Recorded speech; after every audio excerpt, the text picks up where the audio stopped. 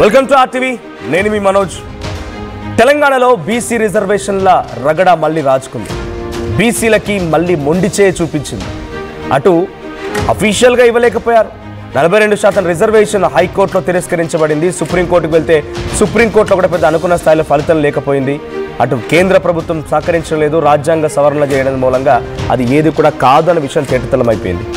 రాజ్యాంగ సవరణ తప్ప ఇంకే ఆప్షన్ లేదన్నది అర్థమైపోయింది. కానీ ఇప్పుడు 42% వచ్చేదాకా ఎన్నికలకు పోము, 60% ఇస్తాం అవసరమైతే పార్టీ పరంగా, ఇటువంటి అనేక మాటలు కాంగ్రెస్ అధికార పార్టీకి సంబంధించినటువంటి పార్టీ నేతలు, అటు ప్రభుత్వంలో ఉన్నటువంటి ఎమ్మెల్యేలు, మంత్రులందరూ మాట్లాడుకొచ్చారు.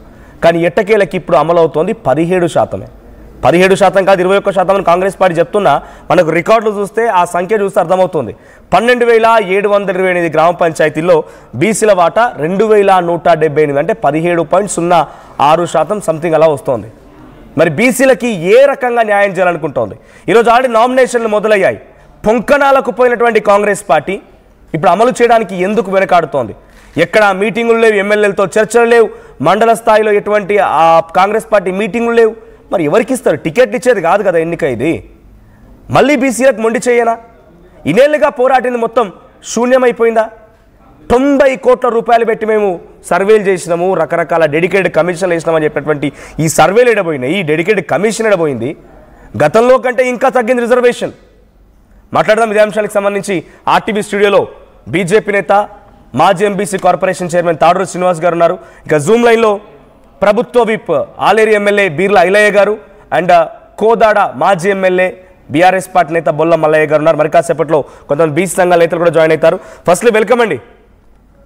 సో బీర్ల ఐలయ్య గారు, కంగ్రాచులేషన్స్. మీకైనా ఒక జిల్లా అధ్యక్ష పదవి వచ్చింది. మనోజ్ గారు థ్యాంక్ యూ.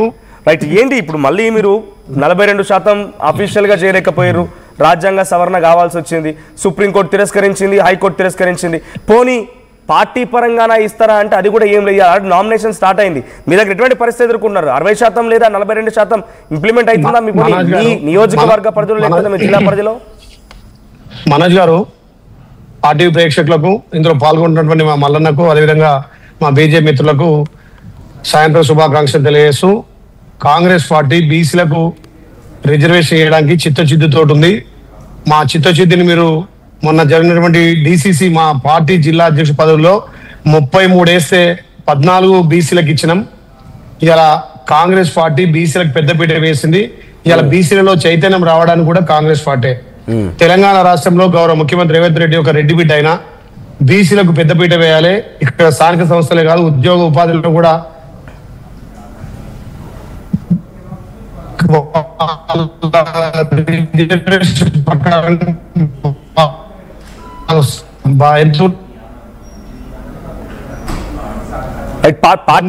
పార్టీ పరంగా ఇచ్చిరేమో, పార్టీ పరంగా మీకు అధ్యక్ష పదవి వచ్చి అందుకే మీకు కంగ్రాచులేట్ చెప్పాను నేను. కానీ 12,728 గ్రామ పంచాయతీల పరిస్థితి ఏంటి?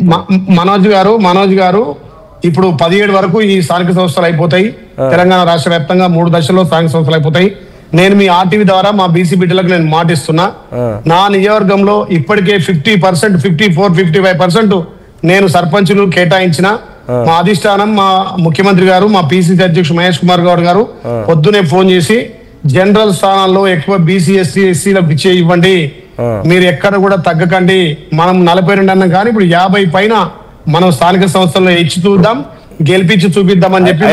ఐలయ్య గారు, మీరు చాలా గ్రౌండ్ నుంచి వచ్చిన వ్యక్తి, వి రెస్పెక్ట్ యూ. బట్ నేను ఏమంటున్నానంటే సర్పంచ్ల సాధ్యం అవుతుందా? మీరు ఎన్ని మాటలు చెప్పినా అది మీ పార్టీ బీఫామ్ ఇచ్చేది కాదు. ఇప్పుడు మీరు హామీ ఇవ్వండి, పోనీ మీ నియోజకవర్గంలోనే ఓ గ్రామ పంచాయతీ పరిధిలో బీసీకి మీరు అవకాశం ఇచ్చిరు అనుకుందాం, లేదు మీ కుర్మ బిడ్డలకే, లేకపోతే కమ్మరి బిడ్డలకో, మంగళాయనకో, లేకపోతే ఇంకెవరికో ఇచ్చిరు అనుకుంటే అక్కడ ఇంకెవరు వచ్చి పోటీ చేయకుండా అడ్డుకోవడానికి మీకు అవకాశం ఉండదు కదా?